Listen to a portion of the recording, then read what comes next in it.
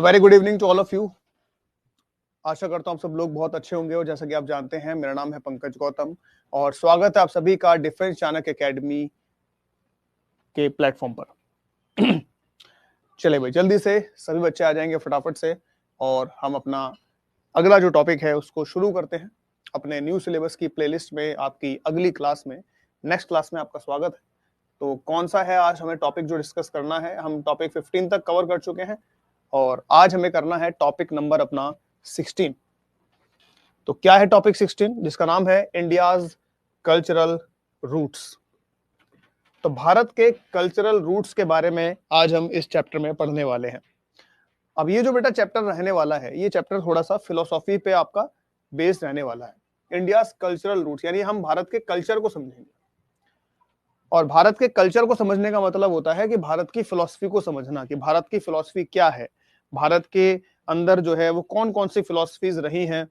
ठीक है, फिलॉसफीज का मतलब होता है कि भाई भगवान तक पहुंचने का जो रास्ता है वो कैसा रहा है हमारे देश की अगर फिलॉसफी की बात करें तो उसके हिसाब से। ठीक है, फिलॉसफी मतलब होता है दर्शन। दर्शन मतलब होता है कि आप इंसान और एक सुप्रीम पावर के बीच में जो कनेक्शन एस्टेब्लिश करते हैं उसको फिलॉसफी कहा जाता है, उसको दर्शन कहा जाता है।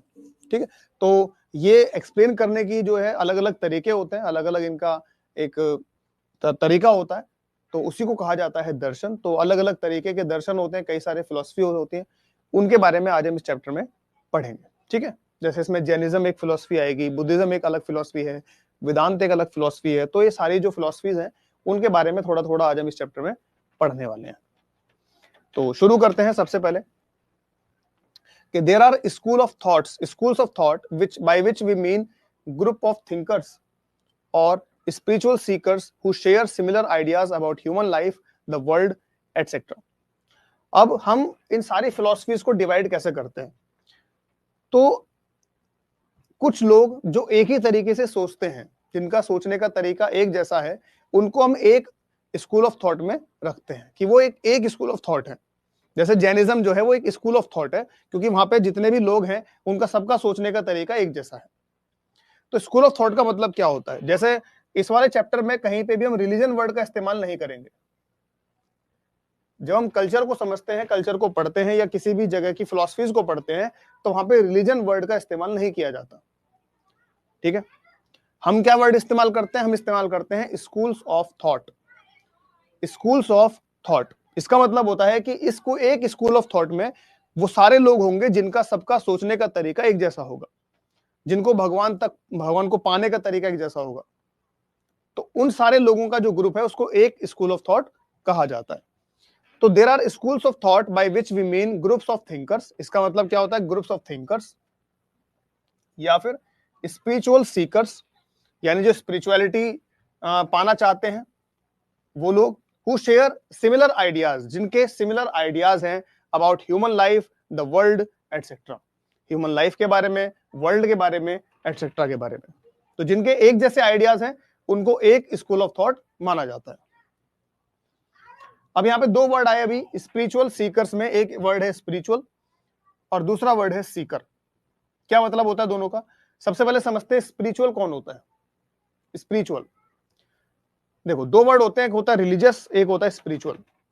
रिलीजियस इंसान वो इंसान होता है जो अपने धर्म को मानता है, जो अपने धर्म के सारे रीति रिवाजों को मानता है। वो इंसान कैसा होता है? वो रिलीजियस होता है। एक होता है स्पिरिचुअल। स्पिरिचुअल क्या होता है? कंसर्न विद द स्पिरिट और सोल, आत्मा in Sanskrit and many Indian languages. जो आत्मा से कंसर्न हो, जो आत्मा से कनेक्टेड हो, यानी जो आत्मा के बारे में सोचता हो या आत्मा के बारे में रिसर्च करता हो, उस पर अपना मतलब ध्यान लगाता हो, तो वो इंसान होता है स्पिरिचुअल। तो वो इंसान स्पिरिचुअल होता है जो स्पिरिट या सोल यानी कि आत्मा से कंसर्न होता है। स्पिरिचुअलिटी क्या होती है? Spirituality is the search for a deeper और higher dimension beyond our current personality. Spirituality का मतलब होता है कि जो हमारी करंट पर्सनैलिटी है इससे हमको और हायर डायमेंशन पे जाना है, हमें अपने आप को बहुत ज्यादा इंप्रूव करना है, हमें अपनी पर्सनैलिटी को बहुत ज्यादा इंप्रूव करना है। तो एक डीपर और एक हायर डायमेंशन पर जब हम अपनी पर्सनैलिटी को लेकर के जाते हैं तो उस चीज को कहा जाता है स्पिरिचुअलिटी। स्पिरिचुअलिटी क्या होता है? स्पिरिचुअलिटी इज द सर्च करना उस चीज को फॉर ए डीपर और higher dimension beyond your current personality, यानी अपनी करंट पर्सनैलिटी के बियॉन्ड जाकर के, उसके पार जाकर के आप डीपर और हायर डायमेंशन के बारे में जब आप चीजों को खोजते हो, सोचते हो, तो उसको कहा जाता है स्पिरिचुअलिटी, और हिंदी में इसको कहते हैं हम आध्यात्मिकता। आध्यात्मिकता यानी आध्यात्म की ओर जाना। आध्यात्म मतलब होता है स्पिरिचुअल, तो आध्यात्म की ओर जाना, ईश्वर की ओर जाना, भगवान की ओर जाना, आत्मा की ओर जाना, वो सब चीजें कहलाती हैं स्पिरिचुअलिटी। और जो वो लोग होते हैं या वो इंसान जो होता है जो स्पिरिचुअलिटी के बारे में सीखने की कोशिश करता है, जानने की कोशिश करता है, वही कहलाता है सीकर। तो सीकर कौन है? कि someone who seeks the truth of this world, वो इंसान जो इस वर्ल्ड की ट्रुथ को जानना चाहता है। This could be A says, ये एक सेज हो सकता है, ऋषि मुनि हो सकता है, एक संत हो सकता है, योगी हो सकता है, या एक फिलोसफर हो सकता है। तो वो इंसान someone who seeks the truth of this world, वो इंसान जो इस वर्ल्ड के ट्रुथ को जानना चाहता है, वो इंसान कहलाता है सीकर। तो we will see here a few early schools, यहां हम कुछ अर्ली स्कूल्स के बारे में देखेंगे, जानेंगे, which have shaped India into a country with a unique personality, जिन्होंने इंडिया को एक तरीके से शेप किया है यूनिक पर्सनैलिटी में। तो यहां हम ऐसे कुछ स्कूल ऑफ थॉट के बारे में जानेंगे। तो कौन कौन से स्कूल्स ऑफ थॉट के बारे में पढ़ना है वो हम आगे देखते हैं। सबसे पहले बात करते हैं वेदास की, द वेदास एंड द वैदिक कल्चर। तो वेदों का एक अलग स्कूल ऑफ थॉट है, वेदों का एक अलग स्कूल ऑफ थॉट है, वैदिक कल्चर एक अलग कल्चर है। तो सबसे पहले समझते हैं व्हाट आर द वेदास, की वेदास क्या है। इंग्लिश में वेदास लिखा जाता है, लेकिन हिंदी में इसको वेद कहते हैं। अगर आप प्लूरल की बात करोगे तो वेदों या वेद। तो the word Veda comes from a Sanskrit word विद, यानी वेद जो वर्ड है वो किससे आया है? तो एक संस्कृत के शब्द से आया है, विद से, और विद का मतलब होता है नॉलेज। ये इंपॉर्टेंट है, याद रखना इसको। वेद जो शब्द है वो किससे बना है? विद से बना है, और विद का मतलब होता है knowledge. There are 4 Vedas, Rigveda, Yajurveda, Samaveda और अथर्ववेद। 4 वेद हैं total, Rigveda, Yajurveda, Samaveda, Atharvaveda. They are the most ancient text of India and in the world, और ये जो है पूरे वर्ल्ड के और इंडिया के सबसे पुराने टेक्स्ट हैं। यानी सबसे पुरानी कोई लिखी हुई चीज है तो वो क्या है? वो वेद है। और वेदों में भी सबसे पुराना क्या है? ऋग्वेद है। वेदों में भी सबसे पुराना क्या है? ऋग्वेद। और इस बार आरएमएस में क्वेश्चन पूछा गया कि ऋग्वेद की भाषा क्या है, किस भाषा में ऋग्वेद लिखा गया है? तो संस्कृत में लिखा गया है, ये पूछा गया था आरएमएस में। तो सैनिक में तो खैर सिलेबस से ही क्वेश्चन आने हैं नए वाले से, तो आपको ये सारी चीजें याद करनी पड़नी है। It is difficult to say when exactly the Rigveda the most ancient of the 4 was composed. ये कहना बहुत मुश्किल है कि भाई ऋग्वेद जो है वो कब लिखा गया था। ऋग्वेद जो कि सबसे पुराना वेद है, ये कब लिखा गया था, कब कंपोज किया गया था, ये कहना बहुत मुश्किल है। These texts have been committed to memory through rigorous training and passed on orally. ये जो टेक्स्ट हैं, जो ऋग्वेद में या जो यजुर्वेद में, इन सारे वेदों में लिखे हुए हैं, ये सारे जो टेक्स्ट हैं, इनको कभी भी शुरुआत में सही तरीके से पहले लिखा नहीं गया था। इनको केवल ओरली ट्रांसमिट किया जाता था। यानी जो गुरु हुआ करते थे वो अपने शिष्यों को केवल ओरली बताते थे, वो केवल सुनाते थे वेदों को, और उनके जो शिष्य होते थे वो कंठस्थ उसको याद करते थे, और वो इतना याद कर लेते थे कि वो फिर आगे जाके अपने शिष्यों को सुनाते थे। तो ऐसे ही ये जो वेद हैं, इनकी जो नॉलेज है वो ऐसे ही पहले ट्रांसफर होती हुई आ रही थी, लेकिन फाइनली जब इनको लिखा गया तो ये रिटन फॉर्म में आ गए, लेकिन कब लिखा गया एग्जैक्टली वो किसी को नहीं पता है। इन 2008, ये पॉइंट बहुत इंपॉर्टेंट है, मुझे ऐसा लग रहा है क्वेश्चन आएगा यहां से। In 2008 UNESCO recognized Vedic chanting as a masterpiece of the oral and intangible heritage of humanity.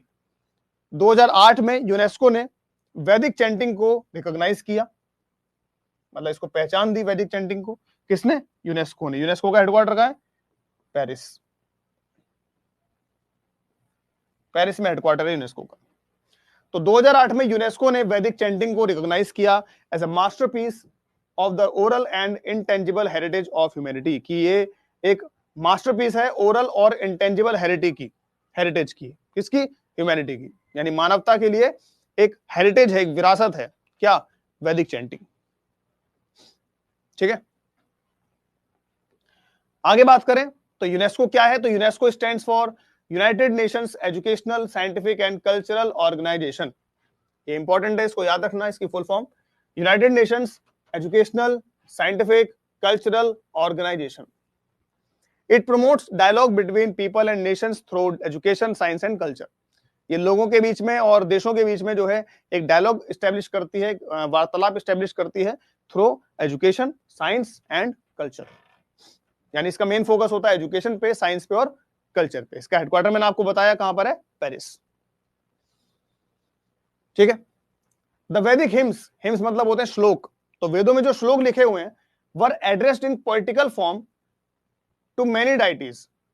तो अलग अलग भगवानों के लिए, अलग अलग देवताओं के लिए वैदिक में, वेदों में जो श्लोक लिखे गए हैं वो अलग अलग भगवानों के लिए, अलग अलग देवताओं के लिए लिखे गए हैं। जैसे किन किन देवताओं के लिए, तो सच एज इंद्र, इंद्र के लिए, अग्नि के लिए, वरुण के लिए, मित्र के लिए, सरस्वती के लिए, उषा के लिए एंड मैनी मोर। तो कई सारे देवताओं के लिए वेदों के अंदर श्लोक लिखे गए हैं, और इनमें सबसे जो पहले देवता थे वो कौन थे, वो थे इंद्र। यानी वेदों के अंदर इंद्र के ऊपर जो है सबसे ज्यादा फोकस किया गया है। ठीक है।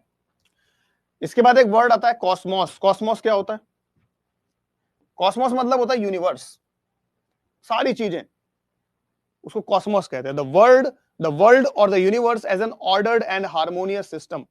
कि जो पूरा वर्ल्ड है, जो पूरा यूनिवर्स है, वो एक ऑर्डर में बना हुआ है, वो एक हार्मोनियस सिस्टम में बना हुआ है। उसको बनाने का एक तरीका है, उस तरीके को कहा जाता है कॉस्मोस। तो कॉस्मोस मतलब होता है कि पूरा यूनिवर्स एक सिस्टमेटिक मैनर में बनाया गया है किसी एक पावर के द्वारा, जिसको कॉस्मोस कहा जाता है। ठीक है।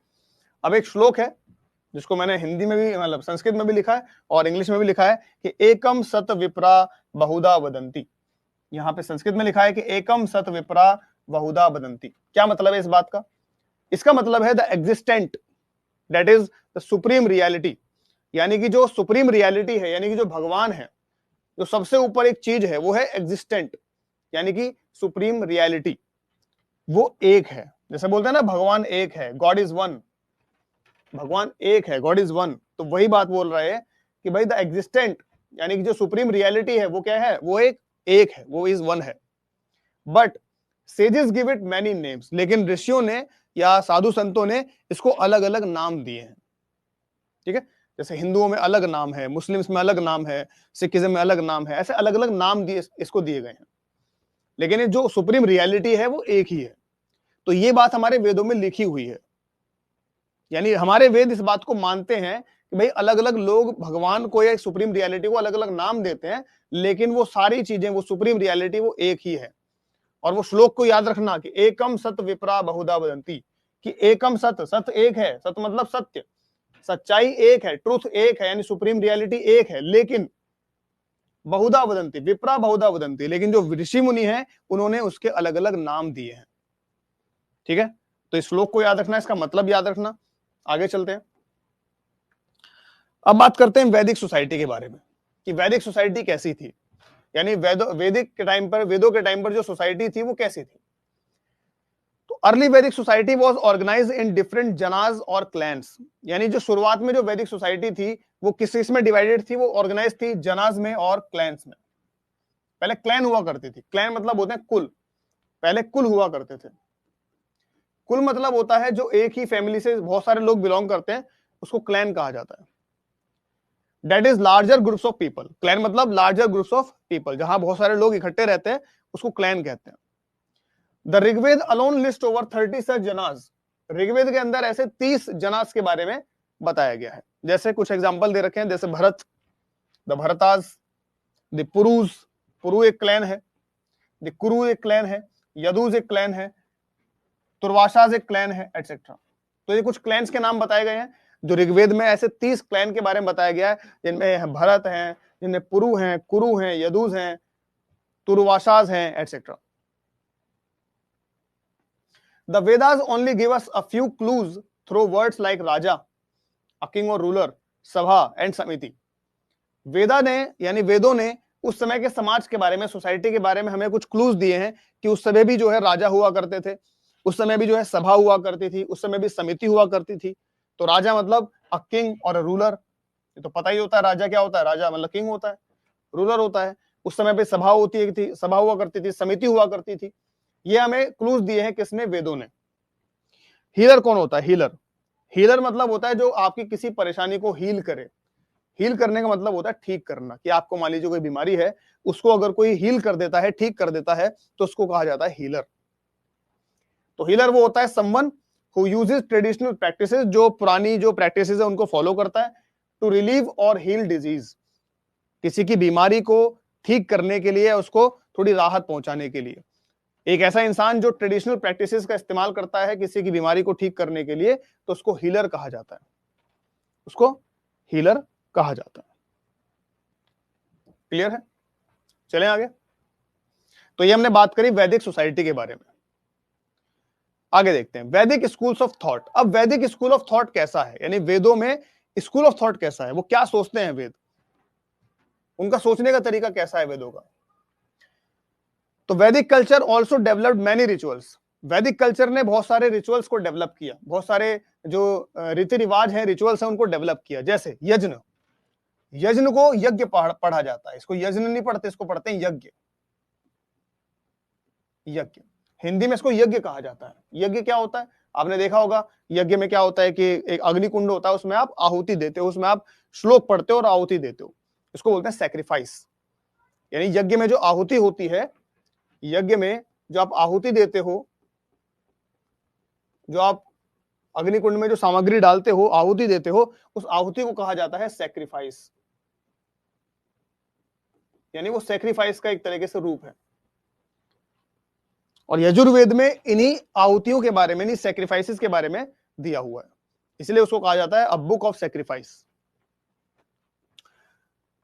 तो वैदिक कल्चर में बहुत सारे रिचुअल्स के बारे में बताया गया, जैसे उसमें से एक है यज्ञ यानी यज्ञ, डायरेक्टेड टुवर्ड्स वेरियस डाइटीज। अलग अलग देवताओं के लिए अलग अलग यज्ञ पहले हुआ करते थे। A group of text known as Upanishad. Upanishad लिखे गए built upon Vedic concepts and introduce new ones such as rebirth and karma. वेदों के बाद वेदों के कंसेप्ट के ऊपर बेस्ड कुछ उपनिषद भी लिखे गए, कुछ और किताबें लिखी गई जिनको उपनिषद कहा जाता है। और उन उपनिषदों में कुछ और नए नए कंसेप्ट बनाए गए, जैसे रीबर्थ का नया कंसेप्ट आया। रीबर्थ मतलब होता है पुनर्जन्म, तो वेदों में पुनर्जन्म के बारे में बताया गया, उपनिषदों में पुनर्जन्म के बारे में बताया गया। कर्म के बारे में बताया गया, कर्मा मतलब कर्म, कर्म कि जैसे आप कर्म करोगे वैसे ही आपको फल मिलेगा, इसके बारे में बताया गया। कहां पे, उपनिषद के अंदर कर्म के बारे में, रीबर्थ के बारे में बताया गया।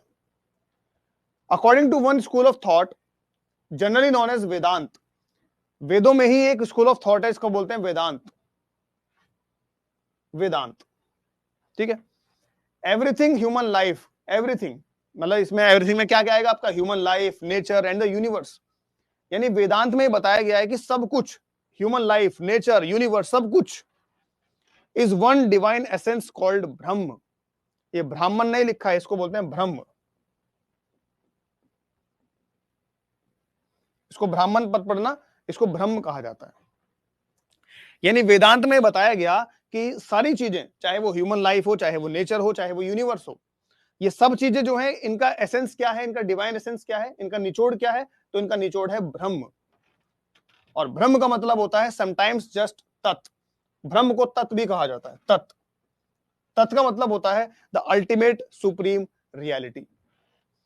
यानी कि वेदांत का मतलब क्या कहना चाह रहा है, वेदांत क्या कहना चाह रहा है कि ह्यूमन लाइफ यानी हमारा जीवन, ये पूरा नेचर, ये पूरा यूनिवर्स, ये सब क्या है, ये सब ब्रह्म है। और ब्रह्म को ही कहा जाता है तत्व, और तत्व का मतलब होता है सुप्रीम रियलिटी। यानी यही सब कुछ जो है वो क्या है, वो सुप्रीम रियलिटी है। ठीक है, हमारे अंदर भी सुप्रीम रियलिटी है, नेचर के अंदर सुप्रीम रियलिटी है, यूनिवर्स के अंदर सुप्रीम रियलिटी है। इनका जो एक डिवाइन एसेंस है, इनका जो निचोड़ है, वो क्या है, सुप्रीम रियलिटी। सुप्रीम रियलिटी से ही, तत्व से ही सारी चीजें बनी है। हम भी किससे बने हैं, ब्रह्म से बने हैं। नेचर किससे बना है, ब्रह्म से बना है। ये पूरा यूनिवर्स किससे बना है, ब्रह्म से बना है। तो ब्रह्म वो सुप्रीम रियलिटी है। सबसे ऊपर की जो सबसे ऊंची चीज जो है, जो सबसे पीक है, वो है सुप्रीम रियलिटी, जिसने इस पूरे यूनिवर्स को बनाया है, जिसने हमें बनाया, जिसने नेचर को बनाया है, तो वो है ब्रह्म। इसीलिए एक वाक्य कहा जाता है जिसको बोलते हैं अहम ब्रह्मास्मि। एक सेंटेंस है अहम ब्रह्मास्मि। इसका मतलब होता है कि मैं ब्रह्म हूं। अहम ब्रह्मास्मि मतलब मैं ब्रह्म हूं। इसको जो है कई बार मिस इंटरप्रेट करके लोग ऐसा समझ लेते हैं कि इसको थोड़ा सा प्राइड की तरह बोलते हैं कि मैं ही भगवान हूं। ऐसा नहीं। अहम ब्रह्मास्मि का मतलब यह नहीं होता कि मैं ही भगवान हूं।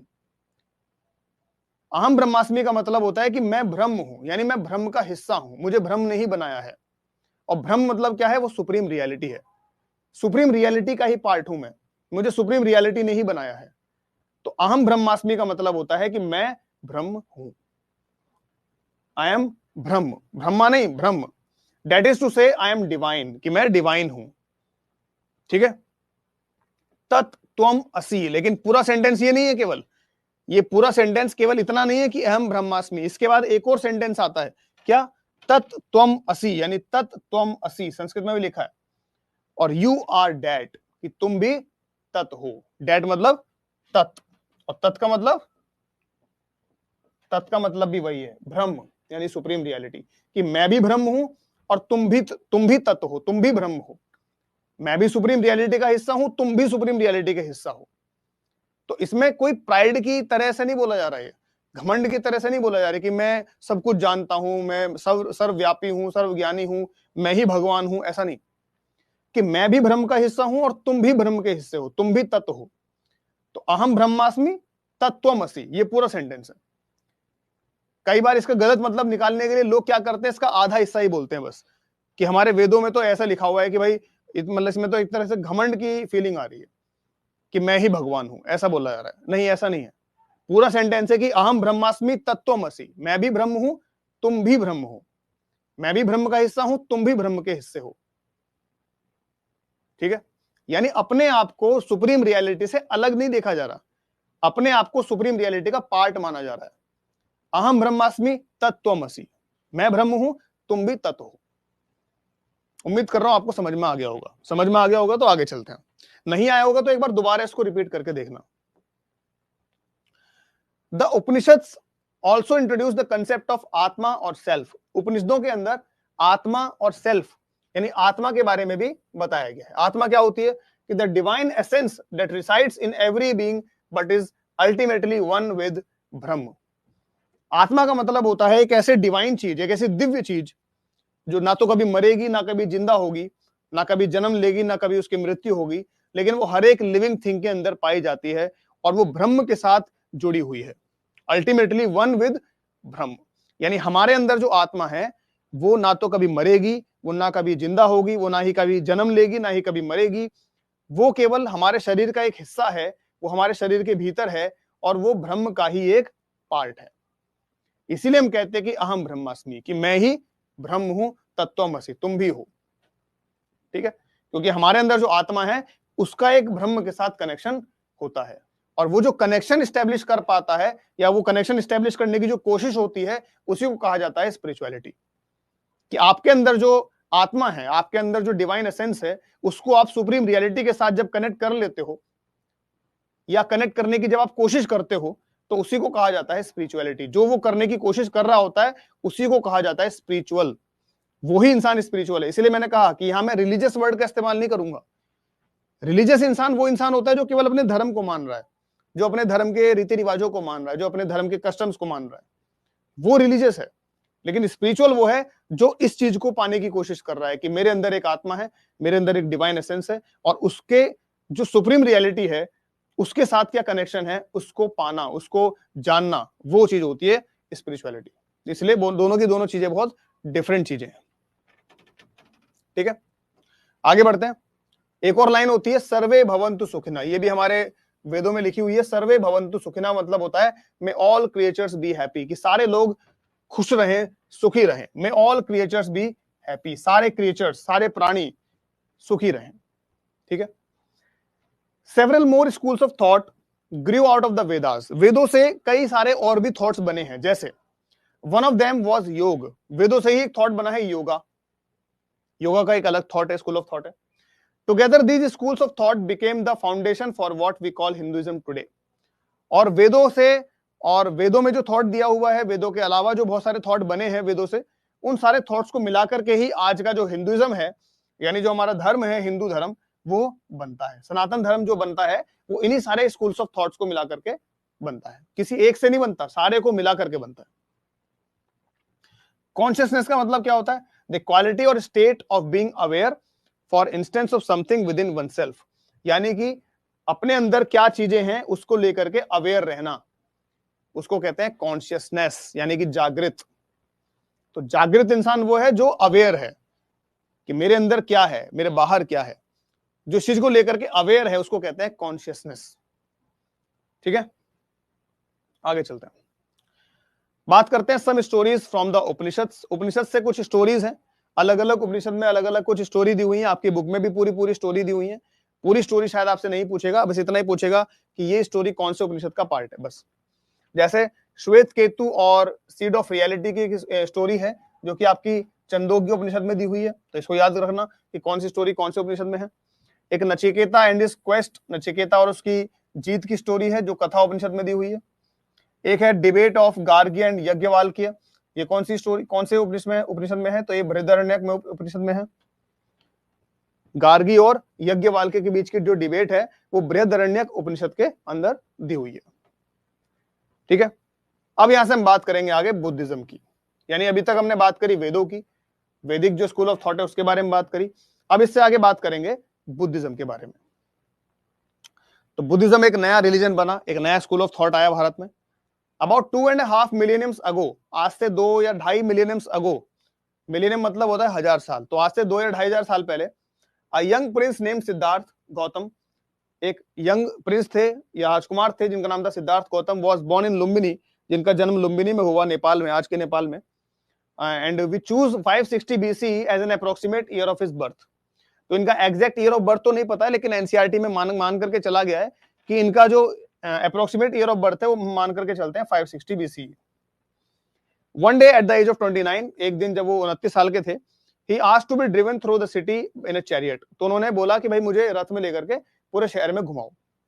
And for the first time in his life, और उन्होंने अपनी लाइफ में पहली बार came across an old man, एक बूढ़ा इंसान देखा, एक बीमार इंसान देखा, एंड ए डेड बॉडी देखी, यानी कि वो ऐसे राजकुमार थे जो कभी महल से बाहर निकले ही नहीं। तो उन्होंने पहली बार 29 साल के थे, तो उन्होंने अपने रथ वाले को कहा, सारथी को कहा कि आप मुझे पूरा शहर घुमाओ।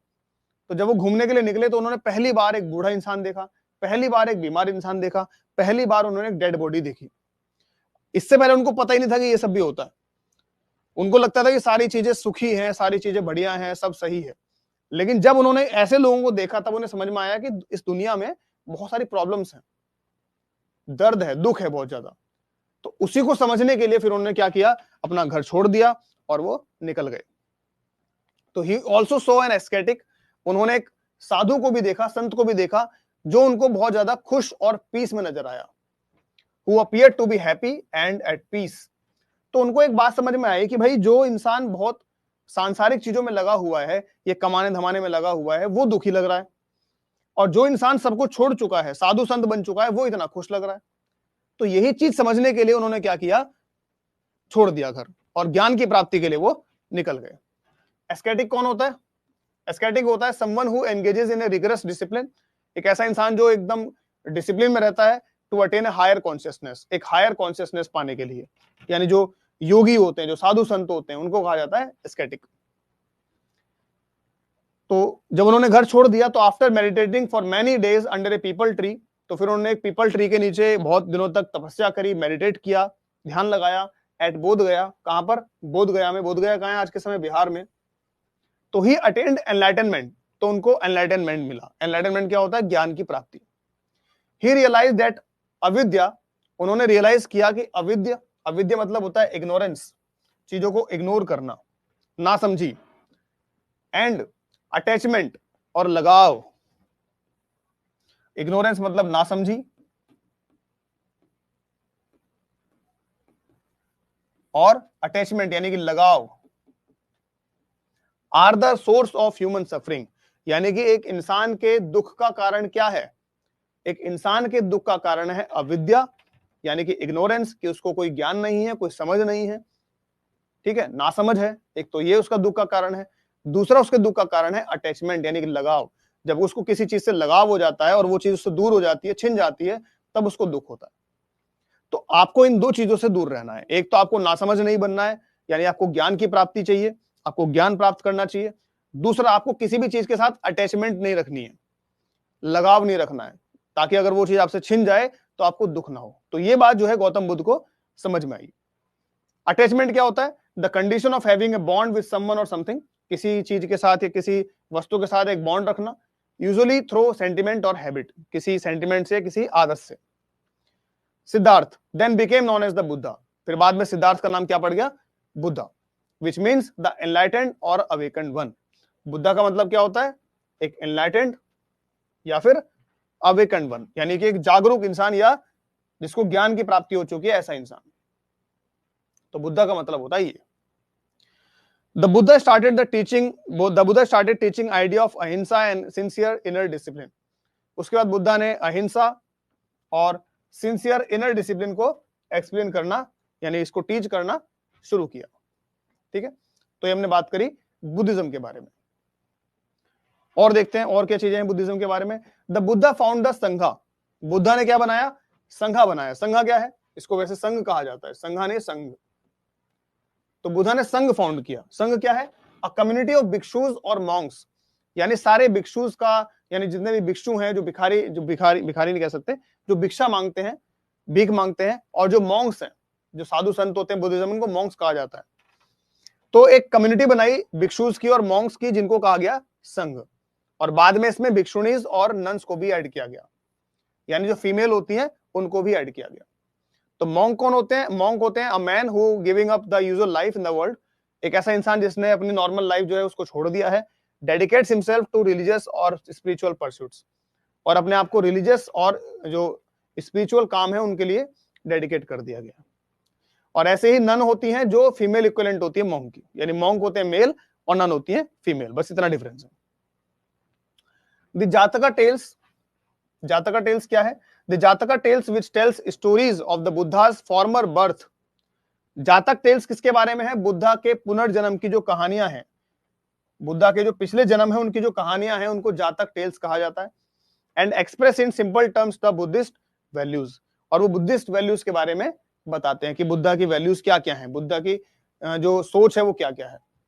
तो जातक टेल्स जो है बुद्धा के पुनर्जन्म की कहानियां हैं जो बुद्धा के बारे में बताती हैं। ठीक है, आगे देखते हैं जैनिज्म, जैनिज्म के बारे में। तो जस्ट लाइक सिद्धार्थ गौतम की ही तरह prince Vardhaman was born into a royal family in the early 6th century BC। जो प्रिंस वर्धमान है, इनका नाम था वर्धमान, इनका भी जन्म जो है एक रॉयल फैमिली में होता है 6th century BC में। His birthplace was near the city of Vaishali, उनकी जो बर्थ प्लेस थी वो वैशाली के पास थी, आज के समय बिहार में। तो वैशाली बिहार में इनका जन्म हुआ वर्धमान का। At the age of 30, जब ये 30 साल के थे, he decided to leave his home and go in search of spiritual knowledge। इन्होंने अपना घर छोड़ दिया और स्पिरिचुअल नॉलेज की तलाश में निकल गए।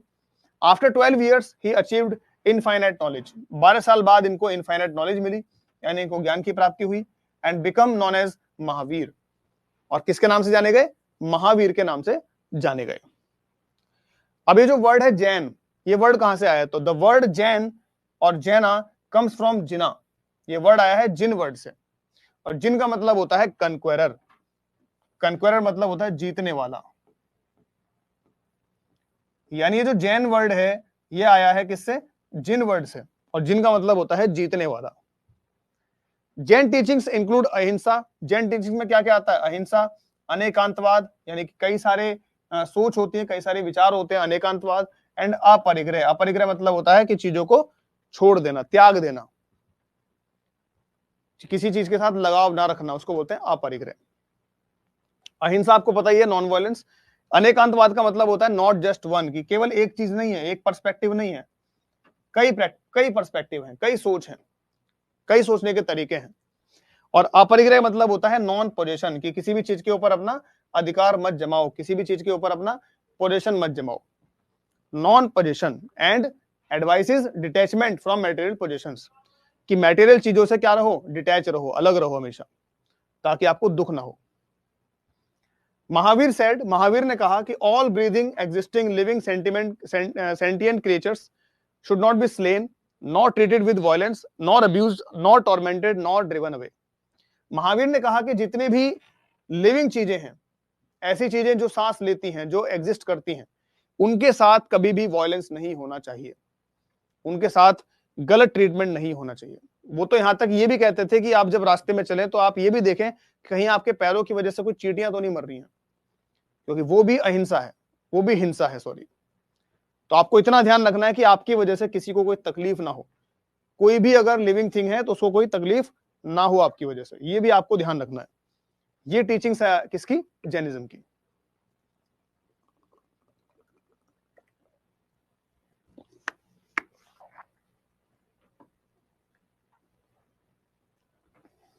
आगे देखते हैं अदर स्कूल ऑफ थॉट। अब जो कुछ बचे हुए स्कूल ऑफ थॉट्स हैं उनको भी देख लेते हैं। तो हमने मेन देख लिए। मेन क्या है? तो सबसे मेन है वैदिक स्कूल ऑफ थॉट, उसके बाद हमने बुद्धिज्म देखा, उसके बाद हमने जैनिज्म भी देख लिया। अब हम बात करते हैं कुछ अदर स्कूल ऑफ थॉट की। One of them known as the Charvaka school. Other school of thought में एक स्कूल ऑफ थॉट आता है चारवाक स्कूल, और इस चारवाक को ही कहा जाता है लोकायत। लोकायत। अब ये जो स्कूल ऑफ थॉट है ये कहता है कि भाई इंसान को ना ज्यादा स्पिरिचुअल नहीं होना चाहिए, इंसान को ध्यान देना चाहिए अपनी मैटेरियल चीजों पर, कि आप जिस जीवन में अभी हो, आप अभी जो धरती पे आपने जो जन्म लिया है, यही है अल्टीमेट रियलिटी, और कुछ नहीं अल्टीमेट रियलिटी। ठीक है? जैसे वैदिक में अलग अलग चीज बताई गई है कि आप केवल अल्टीमेट रियलिटी का हिस्सा हो, आपका मोटिव होना चाहिए उस अल्टीमेट रियलिटी को पाना। लेकिन चारवाक फिलॉसफी बोलती है कि आप जो हो आप ही अल्टीमेट रियलिटी हो, यही है धरती पे जो भी चीजें हैं, बस यही सच है, बस इसी को एंजॉय करो, और इसको एंजॉय करने के लिए कुछ करना पड़े वो करो। ये कहते हैं कि अगर आपको उधार भी लेना है, आपके पास पैसे नहीं है तो आप उधार लेके एंजॉय करो, ज्यादा मत सोचो फालतू के आगे की, क्या होगा क्या नहीं होगा, अगले जन्म में क्या होगा, मेरे कर्म का फल क्या मिलेगा, ये सब मत सोचो, आप केवल एंजॉय करो। ये बात कौन बोलता है? ये बात चारवाक बोलता है। तो बहुत सारे लोगों को आज के समय पे चारवाक फिलॉसफी जो है बहुत अट्रैक्ट भी करती है, वो इसी को फॉलो करना पसंद करते हैं कि भाई ये भी तो एक फिलॉसफी है ना, तो इसी को फॉलो कर लो। ठीक है? तो बहुत से लोग इसको फॉलो करते हैं क्योंकि इसमें ज्यादा कोई नियम नहीं, कानून नहीं, कुछ नहीं, कोई इसमें टेंशन नहीं, बस आप इंजॉय करना, आपको बस इंजॉय करना है। तो चारवाक बिलीव करते हैं that this material world is the only thing that exist. Charvaka believe करते हैं कि ये जो मटेरियल वर्ल्ड है यही इकलौती चीज है जो एग्जिस्ट करती है, and therefore there can be no life after death, और डेथ के बाद कोई और लाइफ नहीं है, तो इसी को एंजॉय कर लो जो करना है। ऑल्दो द वैदिक, जबकि वैदिक, बुद्धिस्ट और जैन स्कूल्स ऑफ थॉट क्या मानते हैं? हैड इंपॉर्टेंट डिफरेंसेस, जबकि इनमें आपस में बहुत डिफरेंसेस है, वैदिक, बुद्धिस्ट और जैन स्कूल्स में आपस में डिफरेंसेस है, लेकिन they also shared some common concept, लेकिन इनके कुछ कॉमन कंसेप्ट हैं, जैसे धर्म, कर्म, रीबर्थ, ये कुछ कॉमन कंसेप्ट हैं। किस किस के? वैदिक के, बुद्धिस्ट के और जैन स्कूल्स के। The search for an end to suffering and ignorance and many important values. तो इनके तरीके सफरिंग खत्म करने के और इंपॉर्टेंट वैल्यूज, ये सारी चीजें इनमें कॉमन पाई जाती हैं। बहुत सारे डिफरेंसेस हैं लेकिन ये सारी चीजें इनमें कॉमन पाई जाती हैं। अब कुछ बात करते हैं ट्राइबल्स के बारे में, फॉक एंड ट्राइबल रूट्स, यानी जो लोकल हमारे यहाँ जो स्कूल ऑफ थॉट है उनके बारे में। जैसे today the anthropologists usually consider a tribe to be a group of families or clans sharing a tradition of common descent। आज के समय पे एंथ्रोपोलॉजिस्ट ये मानते हैं, एंथ्रोपोलॉजिस्ट वो लोग होते हैं जो इंसानों को स्टडी करते हैं, इंसानों की कल्चर को स्टडी करते हैं। तो एंथ्रोपोलॉजिस्ट ये मानते हैं कि ट्राइब का मतलब होता है ग्रुप ऑफ फैमिलीज और क्लैंस जो एक ही तरह का ट्रेडिशन, एक ही तरह का डिसेंट फॉलो करती हैं, कि उनके वंशज एक ही थे, ठीक है, उनके पूर्वज एक ही थे, उनका सेम कल्चर होता है, सेम लैंग्वेज होती है, एक ही साथ रहते हैं, उनका एक ही चीफ होता है कि सरदार होता है, कोई प्राइवेट प्रॉपर्टी नहीं होती है, तो वो लोग क्या होते हैं? वो ट्राइब होते हैं, ऐसा एंथ्रोपोलॉजिस्ट मानते हैं। The constitution of India uses the terms tribes. हमारा संविधान क्या वर्ड यूज करता है? ट्राइब्स या फिर ट्राइबल कम्युनिटीज इन इंग्लिश, और हिंदी में जनजाति वर्ड इस्तेमाल करता है। अकॉर्डिंग टू ऑफिशियल फिगर्स के हिसाब से 2011 का जो सेंसस हुआ था, total India had 705 tribes spread over most states. Bharat में लगभग 705 ट्राइब्स हैं, accounting to a population of about 104 million people. इसमें टोटल लोग कितने हैं? 104 मिलियन पीपल, इतने लोग हैं। और ये इतनी ज्यादा हमारे यहाँ ट्राइबल पॉपुलेशन है कि more than the population of Australia and the United states, United kingdom together, कि अगर आप ऑस्ट्रेलिया और यूनाइटेड किंगडम की पॉपुलेशन को मिला भी दोगे ना, तो भी उससे भी ज्यादा हमारे यहाँ पे ट्राइबल पॉपुलेशन है, इतनी ज्यादा हमारे यहाँ पे ट्राइब्स पाई जाती हैं। ठीक है। अकॉर्डिंग टू ट्रेडिशन के हिसाब से जगन्नाथ, यानी जो जगन्नाथ भगवान है जगन्नाथपुरी में, Jagannath worshipped at Puri was originally a tribal deity. तो ऐसा माना जाता है कि जो जगन्नाथ है पुरी उड़ीसा में, वो एक पहले ट्राइबल डाइटी थे, यानी ट्राइब्स के पहले वो देवता थे, ऐसा माना जाता है। ठीक है। और इसके बाद कुछ और ट्राइब्स के बारे में कि some tribes on the other hand one the other hand adopted Hindu deities long ago. कुछ ट्राइब्स ऐसी हैं जिन्होंने हिंदू भगवान, जो हिंदू देवता हैं, उनको अडॉप्ट कर लिया and possess their own versions of Mahabharata and the Ramayana. और उन्होंने महाभारत और रामायण के अपने अपने वर्जन बना लिए कि भाई उनके यहाँ महाभारत अलग तरीके से लिखी गई है, रामायण अलग तरीके से लिखी गई है, लेकिन उन्होंने हिंदू देवताओं को ही अपना लिया, एक्सेप्ट कर लिया। For the Toda tribals of the Nilgiri of Tamil Nadu, Tamil Nadu के नीलगिरी इलाके में कौन सी ट्राइब पाई जाती है? टोडा ट्राइब्स। तो for the Toda tribals of the Nilgiri of the Tamil Nadu, for instance, over 30 peaks of this mountain range are residences of a god or a goddesses। यहाँ पे 30 peaks हैं, 30 ऐसी माउंटेन पीक्स हैं जिनको माना जाता है कि वो घर हैं किसके? आर द रेजिडेंसेस, घर हैं किसके? भगवान के और मतलब देवताओं के और देवियों के। टोडा ट्राइबल्स नीलगिरी में तमिलनाडु में जो रहती हैं टोडा ट्राइबल्स, वो ये मान करके चलते हैं कि वहां पे ऐसी 30 पीक्स हैं, 30 पीक्स हैं इस माउंटेन रेंज की जहां पे देवता और देवियां रहती हैं। सेवरल ट्राइब्स ऑफ अरुणाचल प्रदेश, अरुणाचल प्रदेश की कुछ ट्राइब्स हैं, वो किसकी पूजा करती हैं? डोनी पोलो की। Several tribes of Arunachal Pradesh worship Donyi Polo, a combined form of the sun and the moon, combined form of the sun and the moon who later rose to the higher status of a supreme god। तो अरुणाचल प्रदेश में कुछ tribe हैं जो कि Downey Polo की पूजा करती हैं। डोनी पोलो कौन है? तो वो सूर्य और चंद्रमा के कंबाइंड फॉर्म है, यानी सूर्य और चंद्रमा को मिलाकर के एक भगवान बनाए गए हैं डोनी पोलो, जिसकी पूजा करते हैं अरुणाचल प्रदेश में। This is also the case of the god Khandoba in parts of central India. Central India में जो ट्राइब्स हैं वो किसकी पूजा करती हैं? खानदोबा की पूजा करती हैं, ये उनके भगवान है। And the Munda and the Santhal tribes, जो मुंडा और संथाल ट्राइब है, अमंग अदर्स वर्शिप सिंह बोंगा। ये किसकी पूजा करते हैं? इस सिंह बोंगा की पूजा करते हैं। सिंह बोंगा क्या है? A supreme deity who created this whole world. तो सिंह बोंगा को मान करके चलते हैं कि सिंह बोंगा जो है वो सुप्रीम डाइटी है, सबसे ऊंचे भगवान है जिन्होंने इस पूरे वर्ल्ड को बनाया है। ठीक है। तो अलग अलग ट्राइब्स में जो अलग अलग भगवान है, इनके नाम याद रखना। जैसे कि टोडा ट्राइब ये मान करके चलती है कि 30 पीक्स हैं जहां पे अलग अलग देवी देवता रहते हैं। अरुणाचल प्रदेश में डोनी पोलो की पूजा होती है, सेंट्रल इंडिया में खानदोबा की पूजा होती है, और मुंडा और संथाल ट्राइब किसकी पूजा करते हैं? सिंह बोंगा की पूजा करते हैं। ठीक है। तो ऐसे ऐसे अलग अलग ट्राइब्स के अलग अलग जो देवी देवता हैं उनके बारे में आपको याद रखना है। ठीक है। चलिए, तो आज का जो टॉपिक है इंडिया कल्चरल रूट्स, इसमें हमने फिलॉसफी के बारे में समझा, अलग अलग फिलॉसफीज के बारे में समझा जिसको हम स्कूल ऑफ थॉट कहते हैं, और स्पिरिचुअलिटी के बारे में जाना, और भारत में कौन कौन सी स्कूल ऑफ थॉट हैं जो बहुत ज्यादा फेमस हैं। जैसे हमने सबसे पहले शुरुआत करी वैदिक स्कूल ऑफ थॉट के साथ, और उसके बाद हमने समझा आपका बुद्धिज्म, और फिर हमने समझा जैनिज्म, और फिर जो ट्राइबल हमारे यहाँ पे जो थॉट्स पाए जाते हैं उनके बारे में हमने इस क्लास में जाना।